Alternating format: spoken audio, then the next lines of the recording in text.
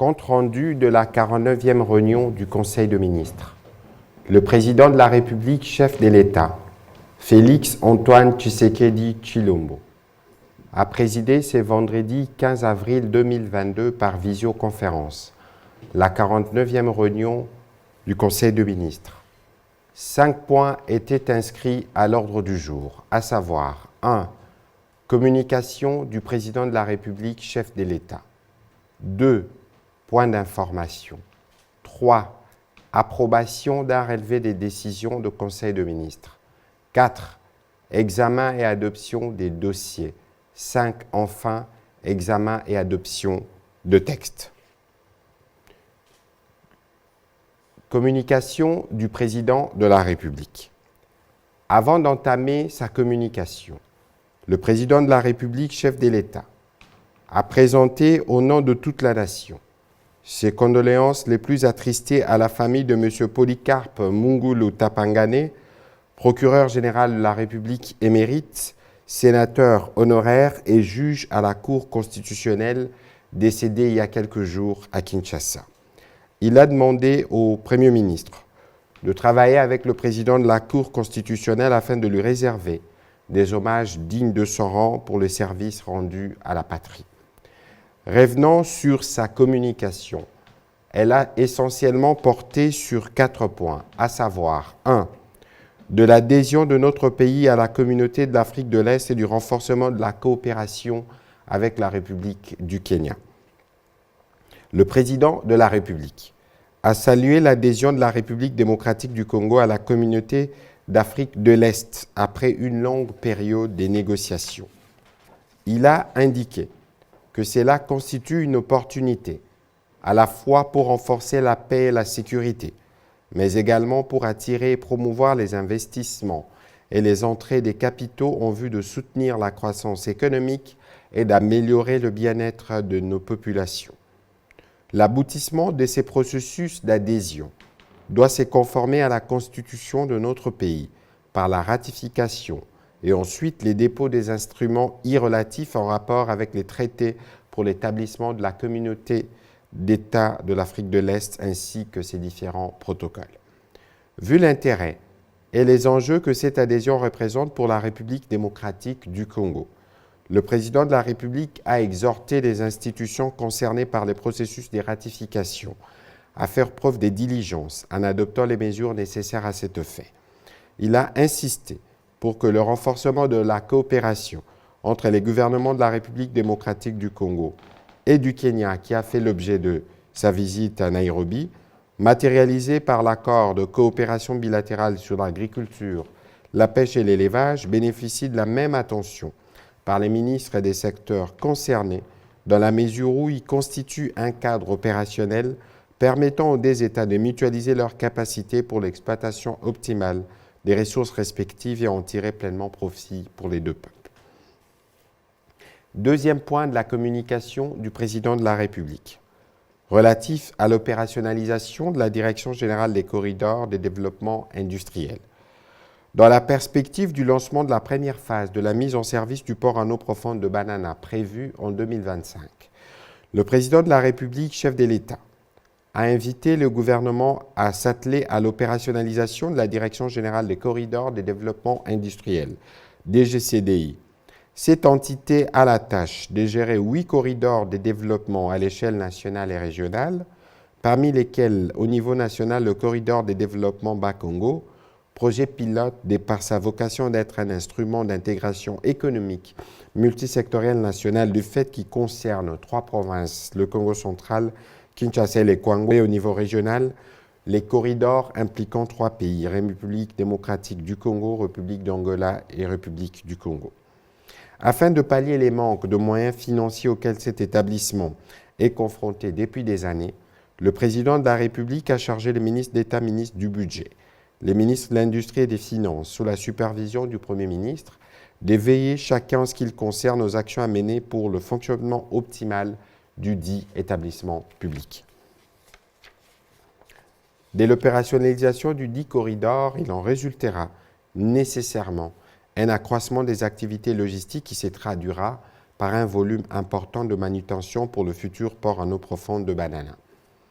Troisième point de la communication du président de la République relatif à la lutte sans relâche contre les antivaleurs, notamment le tribalisme.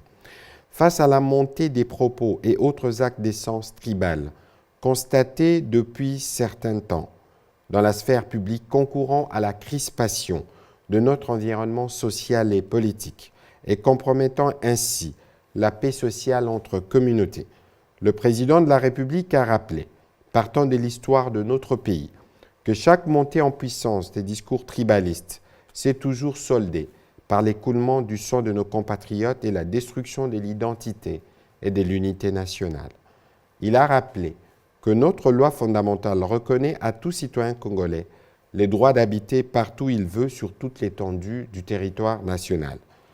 Le président de la République a ainsi lancé un vibrant appel aux leaders politiques, aux responsables religieux, aux forces vives de la société civile, ainsi qu'à tout bon citoyen congolais, à s'investir davantage pour favoriser une interpénétration ethnique positive qui est une richesse nationale pour le pays et un rempart contre son émiettement.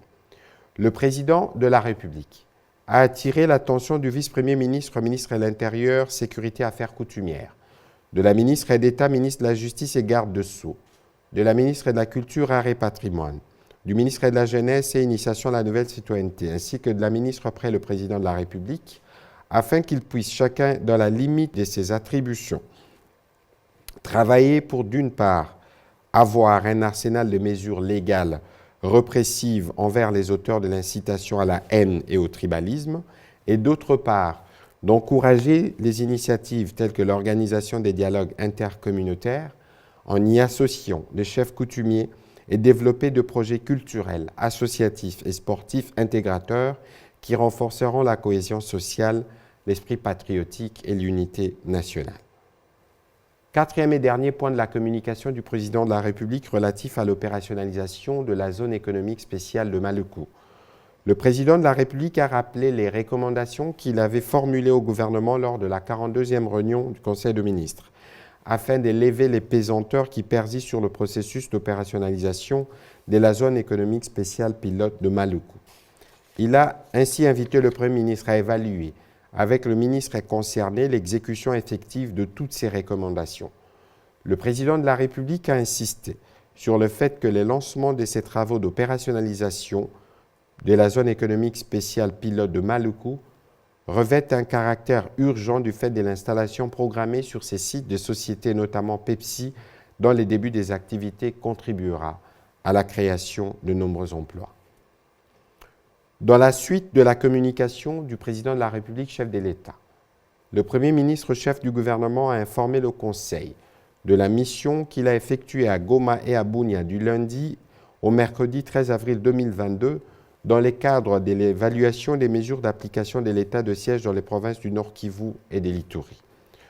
Outre les honorables députés membres du bureau de la Commission Défense et Sécurité, des députés nationaux et sénateurs originaires de provinces du Nord Kivu et de l'Ituri, les chefs d'état-major général des forces armées de la République démocratique du Congo, le commissaire général de la police nationale congolaise et 10 membres du gouvernement ont fait partie de sa délégation. Il a indiqué que ces séjours, intervenant après d'un an de la proclamation de l'état de siège dans cette partie du pays, a permis de dégager les avancées et les défis à relever, ainsi que de prendre en compte les recommandations adressées au gouvernement de la République par les gouverneurs militaires lors des réunions de sécurité et les préoccupations des différents acteurs sociaux, économiques et politiques. Avant de clore son propos, le Premier ministre, chef du gouvernement, a condamné avec force le lâche assassinat par un policier blanc aux États-Unis d'un citoyen d'origine congolaise nommé Patrick Lyoya, sans armes lors d'un contrôle de routine. Il a précisé que l'ambassadeur des États-Unis d'Amérique en République démocratique du Congo a exprimé à notre vice-premier ministre, ministre des Affaires étrangères, les vifs regrets ainsi que les condoléances de son gouvernement suite à cet acte ignoble. L'ambassadeur des États-Unis d'Amérique a rassuré le gouvernement de la République que tout est déjà mis en œuvre par son pays pour que le policier, auteur de cet assassinat, soit sévèrement sanctionné, conformément aux lois américaines en la matière. Au chapitre 2 du Conseil de ministres de ce jour, relatif aux points d'information. 1. État et administration du territoire. Le vice-premier ministre, ministre de l'Intérieur, Sécurité, décentralisation et affaires coutumières, a présenté la synthèse de l'état du territoire national, qui reste généralement calme. Au cours de la semaine qui s'achève, l'état de l'esprit de la population a été marqué par la signature par le président de la République le 8 avril 2022 à Nairobi de l'acte d'adhésion de notre pays à la communauté des États de l'Afrique de l'Est.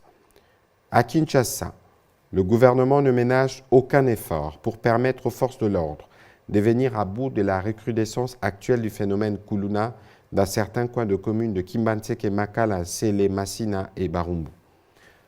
Toujours sur ces chapitres sécuritaires, à son tour, le ministre de la Défense nationale et ancien combattant a présenté les particularités sécuritaires sur l'ensemble du pays. Concernant l'évolution opérationnelle de l'état de siège, le ministre de la Défense nationale et ancien combattant a indiqué que les forces armées de la République démocratique du Congo poursuivent aux côtés de forces armées ougandaises la traque de forces négatives et des groupes armés. Suite à l'heureuse expérience vécue par l'unité canine sur l'axe Luna-Komanda à Bunia, par la découverte de plusieurs bombes artisanales, une série de patrouilles de combat de cette unité a été lancée le 9 avril 2022 dans les secteurs opérationnels Sokola en Grand Nord, où plusieurs pièges sont posés par les terroristes des ADF. Le ministre de la Défense nationale et ancien combattant a aussi annoncé au Conseil la libération par les forces armées de la République démocratique du Congo du reste des personnalités de la Task Force iturienne, avec en tête Thomas Dubanga, jadis pris en otage par le groupe armé Codeco. Il a conclu son intervention par saluer la matérialisation de la promesse du président de la République, concrétisée par le gouvernement, à savoir l'augmentation substantielle du traitement des bases des militaires et des policiers. Bien plus, 31 000 militaires non retraités, qui depuis 18 ans étaient catégorisés inactifs, vont désormais être payés comme tous les autres en attendant leur mise à la retraite légale. Toujours sur ces chapitres de points d'information, évolution de la situation de l'épidémie à Covid-19. Le ministre de la Santé publique, Hygiène et Prévention a présenté la situation liée à l'épidémie à Covid-19 en République démocratique du Congo. Au cours de 14 derniers jours, 66 nouveaux cas confirmés de Covid-19, soit une moyenne d'environ 5 nouveaux cas par jour, ont été rapportés dans 18 zones de santé réparties sur cette province. Ces nombres de nouveaux cas représentent une diminution de 38,3%, consolidant ainsi la tendance baissière de nouveaux cas de contamination. Dans le but d'accroître le taux de couverture vaccinale, le ministre de la Santé publique, Hygiène et Prévention a indiqué que le gouvernement œuvre à booster la vaccination au travers notamment d'une campagne de vaccination avec l'approche différenciée. Aussi réitère-t-il sa recommandation à la vigilance absolue de poursuite de la sensibilisation en invitant la population à observer scrupuleusement les gestes barrières pour se protéger et se prémunir contre les vagues éventuelles. Le Conseil a pris acte de sa note d'information. Toujours sur ces chapitres, la vice-première ministre, ministre de l'Environnement et du Développement durable, a fait le rapport sur l'état d'avancement du processus pays relatif à la gestion du secteur forestier. Faisant suite à la demande du président de la République, formulée lors de la 47e réunion du Conseil de ministres, la vice-première ministre, ministre de l'Environnement, a fait part au Conseil du rapport relatif à l'état d'avancement du processus pays concernant la gestion du secteur forestier au regard des engagements internationaux pris par la République démocratique du Congo. Elle a d'abord rappelé les 10 engagements internationaux pris à la conférence internationale sur le climat COP26 tenue à Glasgow, qui portent notamment sur la déclaration d'engagement des États membres de la COMIFAC pour les forêts d'Afrique centrale et l'appel pour un financement équitable, la déclaration des dirigeants mondiaux sur les forêts du 1er novembre 2021, les engagements dans le cadre de l'accord de partenariat RDC-CACI, initiative sur les forêts d'Afrique centrale pour la période 2021-2030 du 2 novembre 2021, les engagements sous l'accord de Paris de 2015, notamment l'opérationnalisation de la contribution déterminée à l'échelle nationale de la RDC, soumise au secrétariat de la Convention-cadre des Nations Unies en décembre 2021. Elle a ensuite précisé que ces engagements revêtent un caractère multisectoriel, hormis le fait que leur période de mise en œuvre s'étale sur 10 ans. Aussi s'imbriquent-ils pour la plupart avec les engagements pays contenus dans la contribution déterminée à l'échelle nationale sous l'accord de Paris sur les climats. Pour y parvenir, le ministère de l'Environnement et du Développement durable a, avec d'autres parties prenantes, entrepris depuis janvier 2022 une série d'actions avec pour objectif de mettre en place le cadrage politique, institutionnel et opérationnel requis, pouvant permettre à notre pays de tenir ses engagements. C'est le cas notamment du Conseil national de l'environnement et du développement durable CONED, qui servira de cadre institutionnel de coordination de la mise en œuvre de la contribution déterminée nationale dans les cas des engagements sous l'accord de Paris. Le Conseil a pris acte de cette note d'information.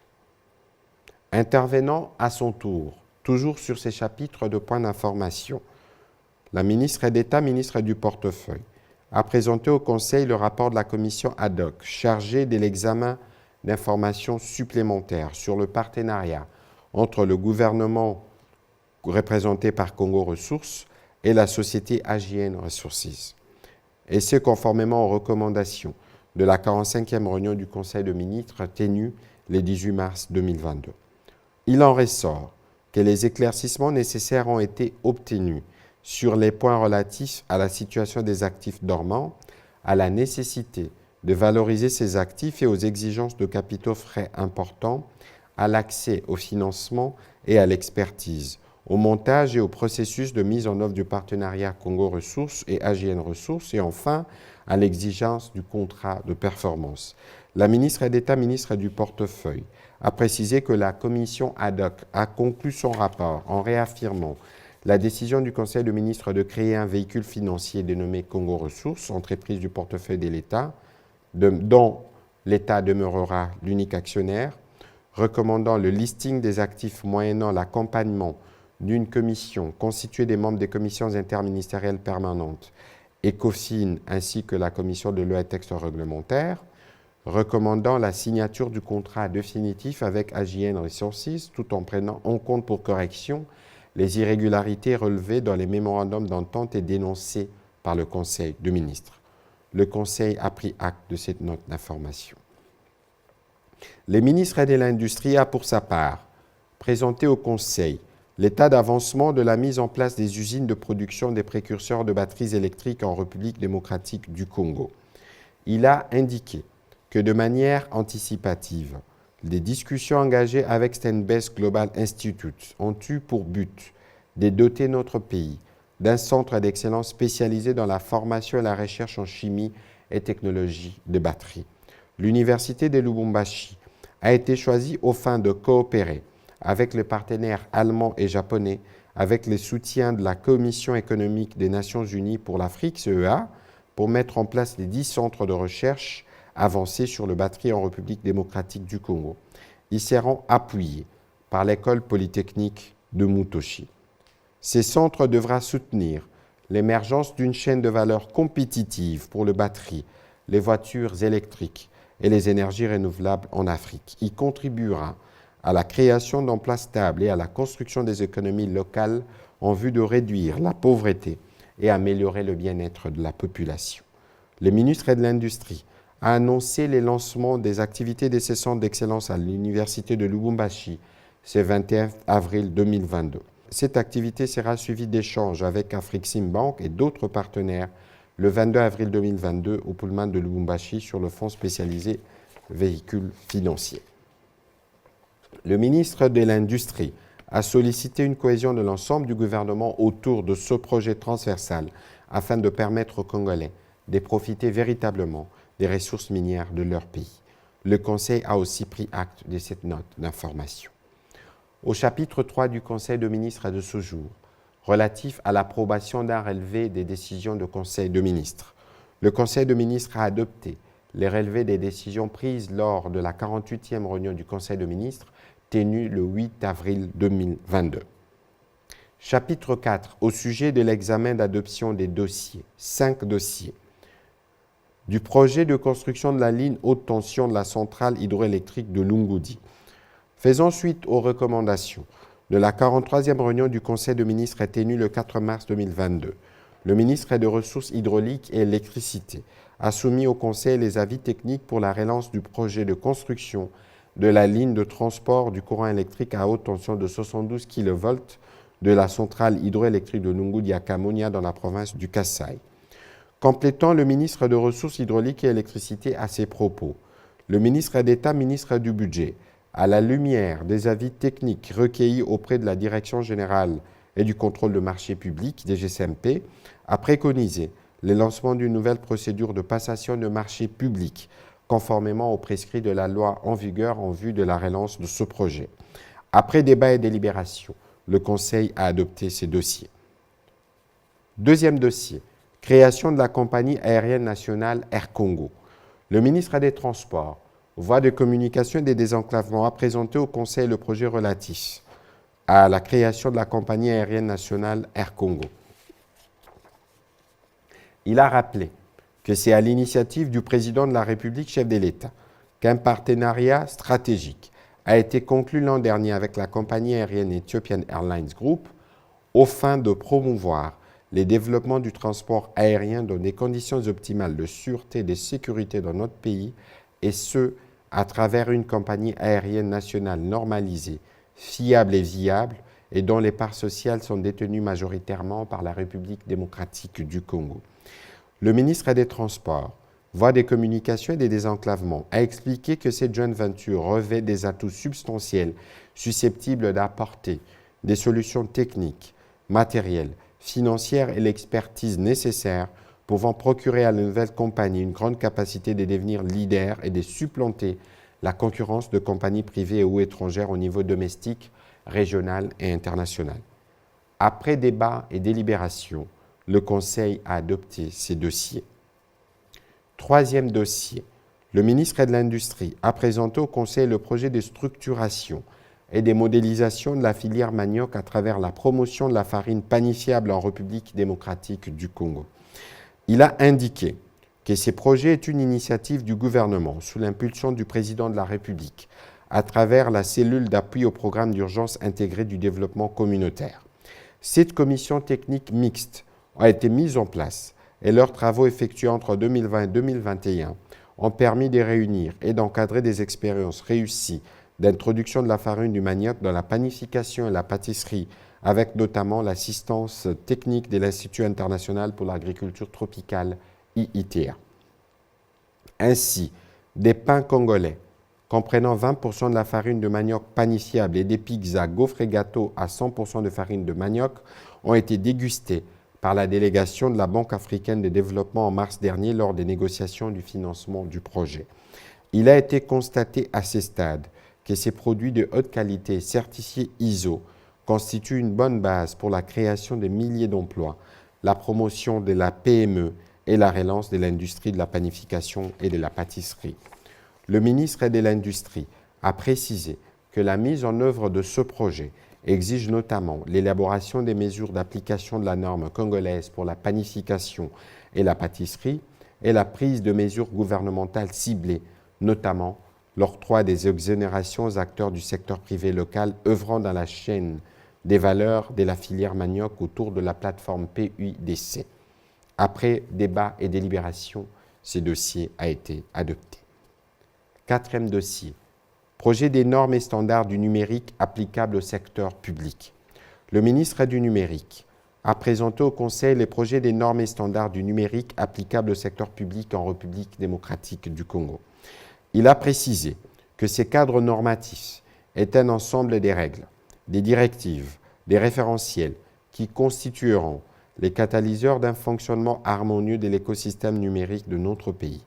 Et celles-ci devraient être respectées par les membres du gouvernement dans la mise en place des services et activités numériques au sein de leurs administrations respectives.